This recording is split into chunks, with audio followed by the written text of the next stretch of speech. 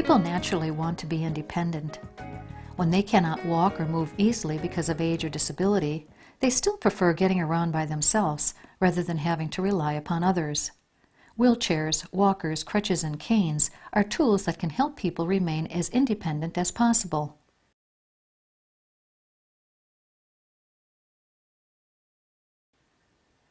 For people who use aids such as a wheelchair or walker, it's important to have a safe home environment.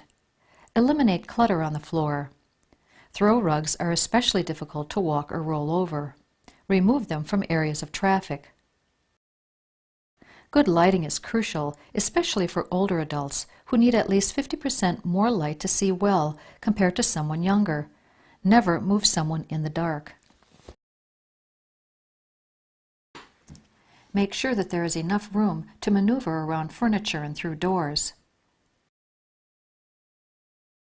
When serving food or drink, keep the temperature of hot food or liquids warm rather than hot.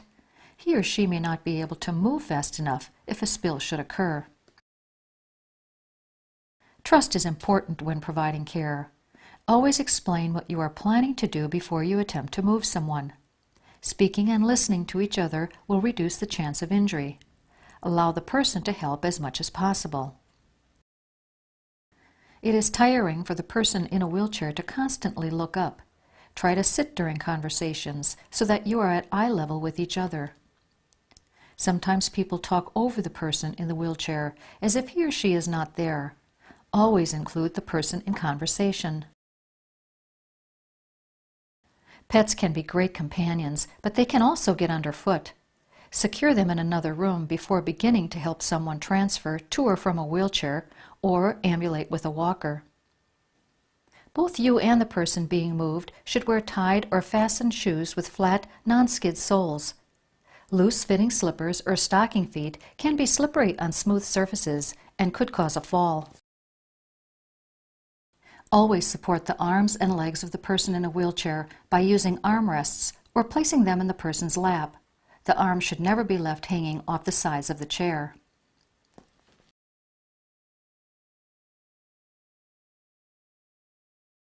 Caring for someone in a wheelchair requires body movements such as lifting, reaching, and bending. You can reduce the risk of injury to your back when you apply the principles of body mechanics. These principles help keep the body in proper alignment. Proper alignment maintains the natural curves of the spine, helping to conserve energy and prevent muscle strain. Spread your feet apart to make a solid base. When you lift an object, face the direction of movement. Always bring the object as close to you as possible. Tighten your abdominal muscles by pulling your belly button in toward your spine. This helps to support the back. Bend at your knees and hips, not at the waist. Then lift with your legs. Remember to bring the person or object as close to you as possible. Use the large muscles in the legs to lift. Never lift by pulling up with your arms or upper body.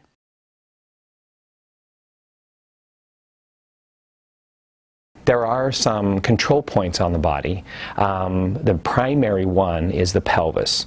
And the reason that we consider the pelvis to be the primary body control point is because that's where our center of mass is. Another control point would be the knees. When someone is coming from sitting to standing or standing to sitting, if you're controlling the knees, that will keep the person from falling sometimes, or at least control their descent or ascent. That would be the main points in what we're talking about. The way a person would control the knees would be to utilize your knees. If you utilize your knees to make contact with the individual's knees that you're helping come from sitting to standing, you actually add a little force there so that you have a counter force against what you're doing with the pelvis. It's something that is often missed when trying to control someone's transfer and trying to get out of the way of the knees, or forgetting that the knees need some support as well. And if someone is weak enough, their legs aren't strong enough, they don't have good control over their knees. So using your knees as kind of a focal point against theirs or blocking theirs, it helps.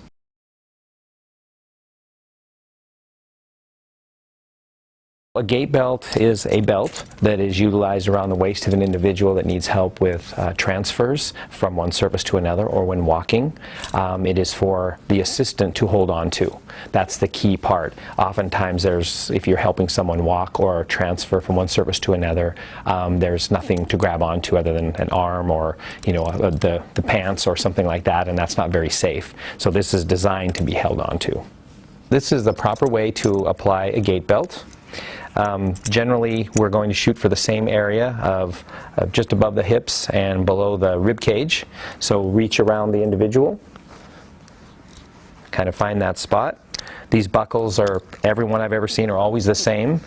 You slide through the first slot and into the second. Once you're in place there, now you need to see how tight it is. This would be too loose, because if I were to try and help him or had to help him get him up in any way, this is just going to slide right up. So you want to make sure it's snug enough that it's not painful. Is that okay? That's okay. Okay? And that we can actually hold on to it and give support. Never place a gait belt over drains, tubes, or wounds. When the average person is going to come from sitting to standing, it's going to go through just the basic components that we all do every day when we come to standing after we've been sitting down. Basically, what we do is we slide forward on the surface where we're sitting, we lean forward, and we get out to this range here where we're going to be able to use our legs to push up, and we push up and stand up. Going back down, it's the same thing. This is just the way that the body is made, and this is the way that we stand up when we've been sitting, so we can use our balance and use our legs to assist us. We want to use that exact same approach when we're helping someone stand up. The idea is, if someone is being helped, you want to make sure that they are out toward the edge of the surface where they're sitting, and that they lean forward. A key little tip that we use for people is to get their nose over their toes. That way they're not trying to sit leaning way back and then try to stand. So if you use the phrase nose over toes, it's easy to remember that part of leaning forward. And then if you're going to assist someone by helping them through a gait belt, you can hold on, their nose over their toes, and you can assist them to come to the standing position.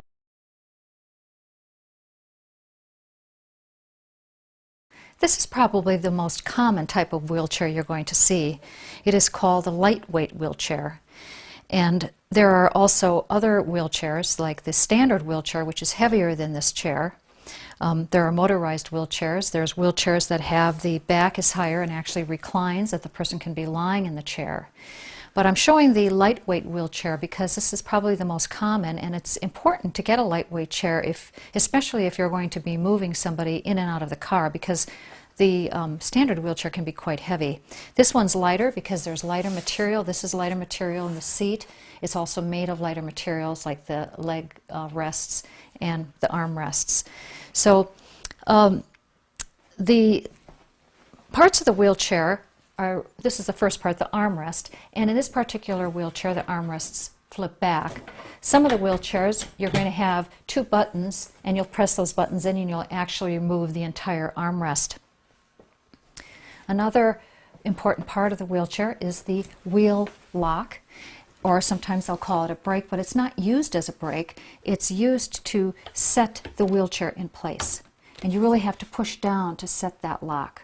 You can hear that that snap, and then that sets the wheelchair. The leg rests, there are different types of leg rests, and some of them actually are called elevated leg rest, and they'll elevate the person's leg. These are just the most common leg rest. They'll swing, all of leg rests will swing away. They can actually be removed when you're doing the transfer. And to put the leg rest back on, it's important to come from the back of it like this and then swing it back into place and make sure that's locked into place. On the back of the wheelchair, on this particular wheelchair, they have what are called anti-tip bars, and this is for someone who is on their own and they may be in terrain that could cause them to tip back out of the chair, and these prevent the person from tipping back. These can actually be turned out of the way. If you don't want them in the way, you can turn them up, or you can actually remove the anti-tip if you want to use the tip bars then that are located on the back. You can actually use the bar to tip the wheelchair back when you're going up and down curbs. So these are the basic components of a wheelchair.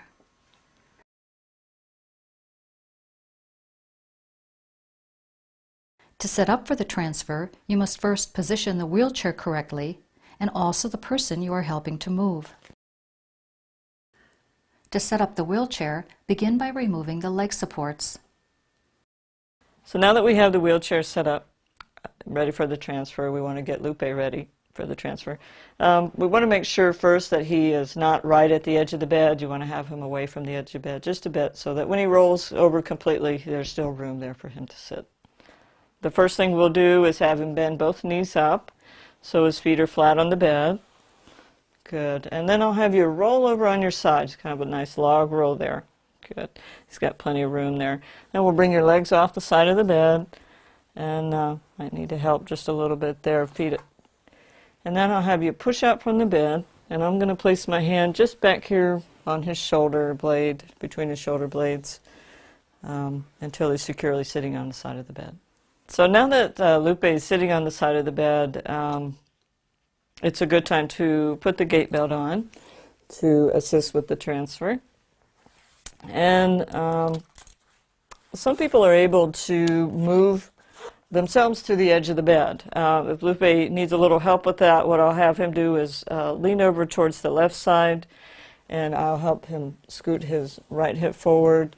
And I'll have you lean to the right and scoot until his feet are flat on the floor.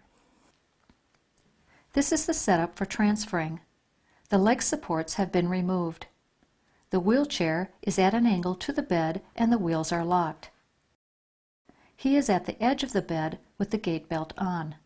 His hands are on the bed ready to help push off. His feet are apart and flat on the floor.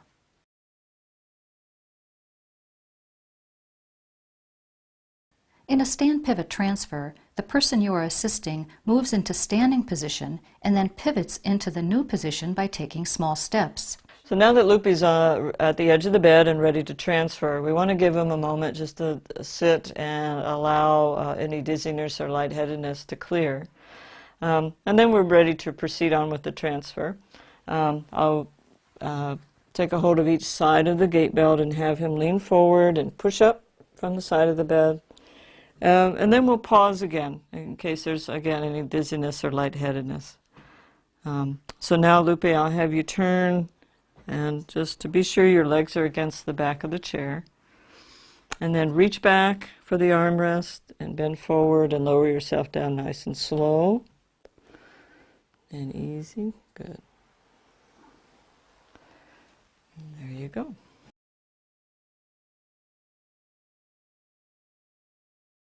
We're going to come back over to the bed. So I want to have you put your arms on the armrest there and lean forward and stand and then turn towards the bed till your legs hit the bed and then reach back and sit.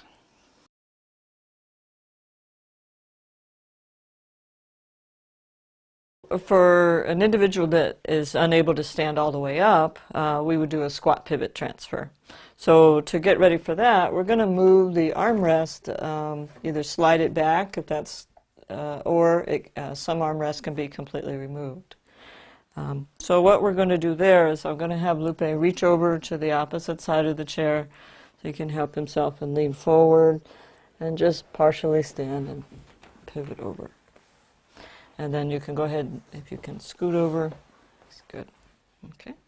And then we bring the armrest back down into place and make sure it locks into place. Some things to be careful of always when transferring, whether it's something you're doing for the first time or whether someone does it for a living, is to remember that there are some injuries that can occur doing transfers by the person being helped grabbing at the individual helping them. This I've also seen and have been part of when people have been injured this way.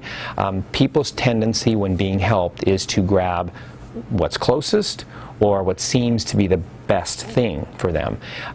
So grabbing for your head, your neck is common. So if you think about someone going up to someone and helping them and just reaching their arms around your neck to get a good grip, that can injure your neck. And also, if that happens, then now you're going to probably let them go and everybody's going to hit the floor. So that's the one thing.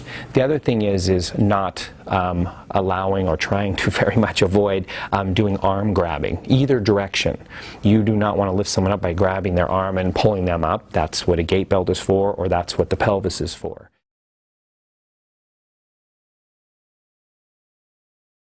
A slide board or transfer board it can be plastic or can be wood. It is an item used to help someone transfer from one surface to another. Generally speaking, it would be utilized with someone that is wheelchair bound, whether permanently or temporarily, where they are unable to stand up, even with help. So the safest way to transfer someone from one surface to another would be to get the surfaces close together and try and get them from point A to point B. Something like a slide board is something you would place between two surfaces, and the person's bottom would slide across that with your help. There's a few tricks to using a slide board. The key ones are to make sure that the position of the person that's getting assisted is right to begin with.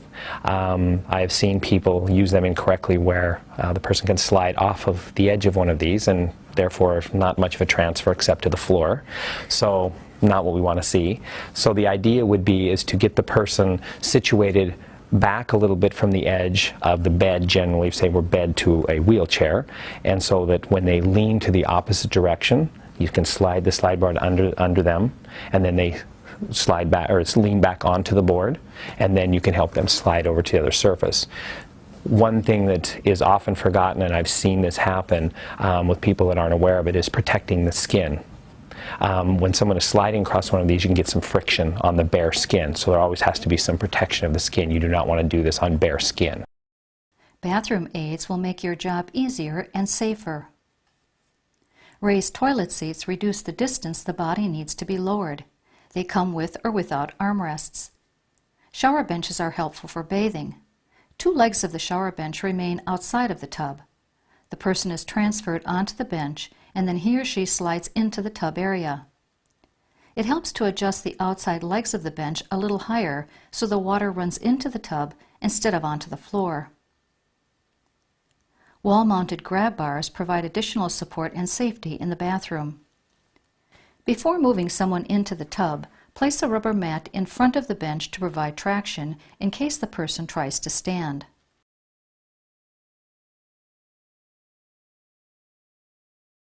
So I'm going to bring the wheelchair up at about a 45-degree angle to the commode, and then set the brakes on the chair. And then I've already taken the footrests off so they won't be in the way. So let's go ahead and have you scoot out towards the edge of the seat. Good. And then this is a good time then to go ahead and undo the button and the zipper of your slacks. Get you ready to go. And then let's have you bring your feet apart. There you go. And slant your knees away from the commode there. Okay. Now go ahead, Lou, and lean forward. And I'm going to grab on the side, each side of the gait belt, and have you stand and turn. And just go ahead and back all the way up to the commode till you feel it on the back of your legs. Okay. So now I'm going to hang on to one side here just to help steady you a little bit while we get your trousers down. And we can, there you go. Now go ahead and lean forward and reach, but reach back for the chair. Look up. There.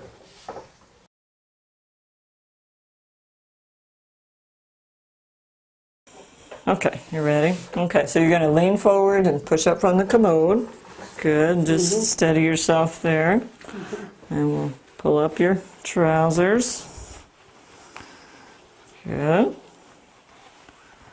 There we go. Hold on to my arm there. Good. All right. Good. Okay, so now we're going to turn and move towards the wheelchair. Good. Until you feel the chair on the back of your legs. And then you're going to bend over and reach back for the chair. And lower yourself down nice and easy. Good.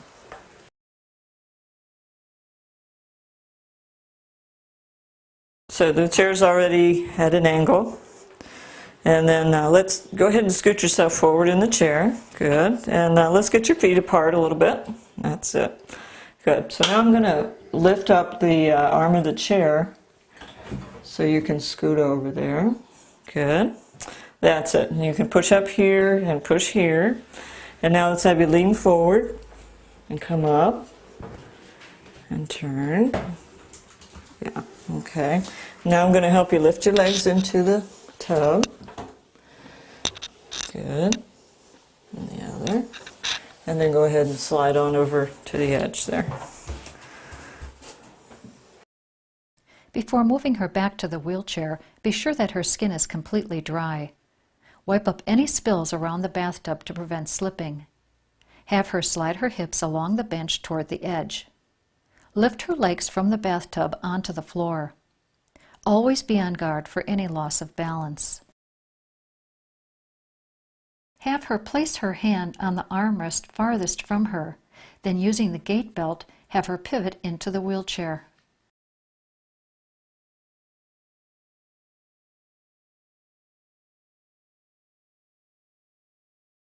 Soft chairs are a welcome change for anyone who uses a wheelchair. Their deep, soft cushions make them very comfortable, but they also create special problems. The important thing to remember about the recliners, lounge chair type of surfaces is that they are very soft. They allow you to sink into them, which of course is why we all like them so much. The problem with someone that might need assistance is getting out of that chair can be difficult. Even the average person, if you're tired and you're in one of those chairs that you sink into, you go to get up and it's kind of a little moan and groan as you try and get out of there because, you know, I mean, you're sunk down in it. So one of the main things to remember on any of these situations is think a step ahead when you're doing something. If someone really wants to sit in that chair, make sure that you're going to be able to get them out, because it's definitely a lot harder to get someone out of a chair or sofa or anything that's soft like that than putting them in there or helping them get in there. So the way to help someone get to the edge of the chair first would be to have her try to lean back and scoot her hips forward. And if she's unable to do that, what I can do is come down and help her shift her weight and bring her hips forward and just go a little bit at a time, side to side. That's it. And just come until she reaches the edge of the seat. And then I would come and again get the feet a little bit apart and have you push up from the chair and lean forward and come up, all the way up. Good. And then turn and back up to the chair till you feel it on your legs there. And then reach back for the chair and lower yourself down nice and slow.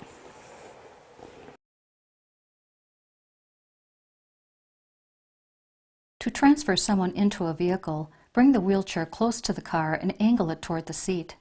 Then set the locks. It helps to move the front car seat as far back as possible. Lift the foot plates out of the way. If needed, you can also remove the entire leg support that is closest to the car in order to move the wheelchair in closer. Have the person move to the edge of the wheelchair. Her first instinct may be to hold on to you. Ask her instead to use her arms to help push off. Support her as she takes small steps toward the car seat. Protect the head as you lower her into the seat. If necessary, help to lift her legs into the car.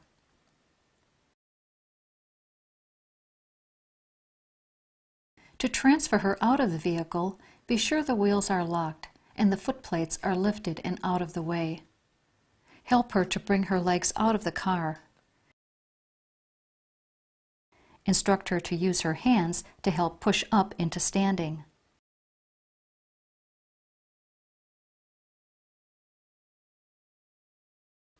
Guide her as she takes small steps and pivots toward the wheelchair. When she feels the back of the chair on her legs, lower her into the chair. When loading the wheelchair, remove the armrests if possible and the leg supports to lighten the load. Then fold the chair to make it more compact. Keeping the chair close to your body, bend your knees and hips and use your leg muscles to lift the wheelchair into the car.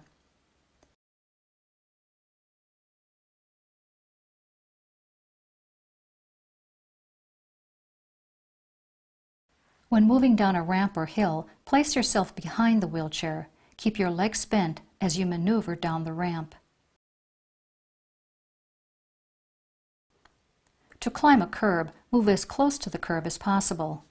Use the tip bars that are located in the back of the wheelchair to tip the front wheels onto the curb. Then, using good body mechanics, lift the back wheels up the curb. To go down a curb, lower the back wheels first. Gently lower the front wheels.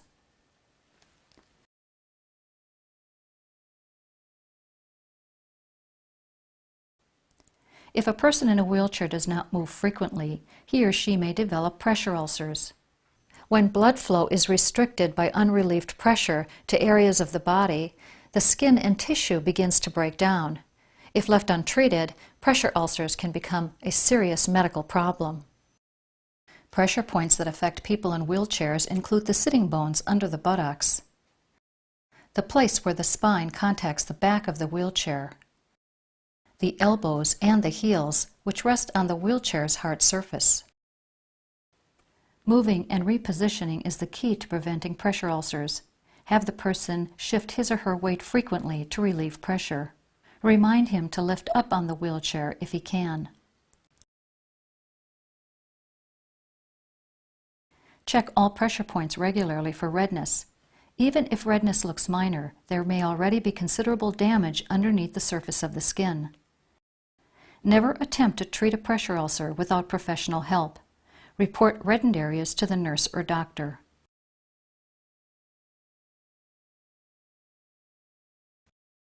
Walkers provide the most stability of any assistive walking device. Some walkers have wheels and can be pushed along. Others with no wheels are often referred to as pickup walkers. As the person moves forward, he lifts the walker and sets it down. Some walkers come with brakes, storage, and a seat to rest when the person is tired. Walkers are adjusted to the person's height by a physical therapist. What we're looking for is when someone is standing at the walker, that the handles are at about the bend in the wrist. Okay, that's something you just to be aware of. Just a couple points to keep in mind. Adjustment height would be number one, because it's got to be fit for the person. After that, we need to make sure that we utilize it correctly, and when we're walking, it's in the correct position for us so that we can actually take steps and not have it too far out in front, because you get this, which is unsafe, and not to be too far up in it, because also that is unsafe. So we want to be just about right where our legs line up with the back supports, and that's our key point and a key place to be. So in utilizing the walker for support is to either step one step at a time, and the walker stays with you like this. If the person is comfortable enough to take both steps, then they can do it this way. The key thing to remember about utilizing a walker with wheels, whether it's two-wheeled walker like this one or a four-wheeled walker, is that they're meant to roll. That's what the wheels are for. If you stop to pick this walker up, it kind of defeats the purpose of utilizing a walker with wheels. The front-wheeled walker will glide more easily if the back legs have a ski on the bottom. The skied bottom makes it easier to go over rugs and textured surfaces. When walking with someone who uses a walker, stand by the person's weak side and slightly behind. Anyone using a walker should gaze straight ahead rather than looking down at the feet.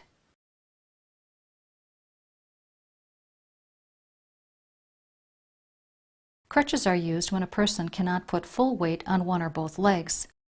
For safety, crutches must be fitted to the person by a physical therapist. So basically we're looking for the space here, about 2 fingers width in here, and that when the hand is on here, that the elbow has an angle of about 20 degrees here, and then when the crutch is about out here, everything looks, angle's good, space is good. When the physical therapist fits the crutches, he or she will also instruct the person which gait to use. Yeah, you're going to have, you can't put any weight through this, and the crutches stay up and out in front of you a little bit and out to the side, and there you go. There you go.